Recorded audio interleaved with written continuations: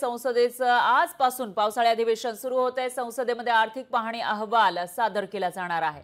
तर उद्या अर्थमंत्री निर्मला सीतारामन या एनडीए 3.0 सरकारचं बजेट मांडणार आहेत। पहिलं बजेट असेल एनडीए 3.0 या सरकारचं। तर निर्मला सीतारामन 7व्यांदा अर्थसंकल्प मांडणार आहेत। अधिवेशनात 6 विधेयकं सादर होण्याची शक्यता आहे। तर अनेक विधेयकांवरून सत्ताधारी आणि विरोधकांमध्ये खडाजंगी होण्याची ही शक्यता आहे।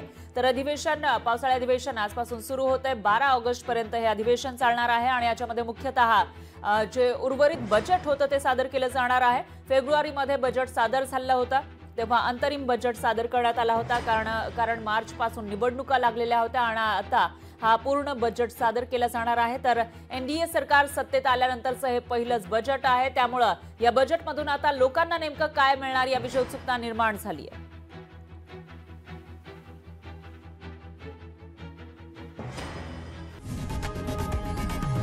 लोकशाही मराठी ऐका, पहा, जागरूक रहा।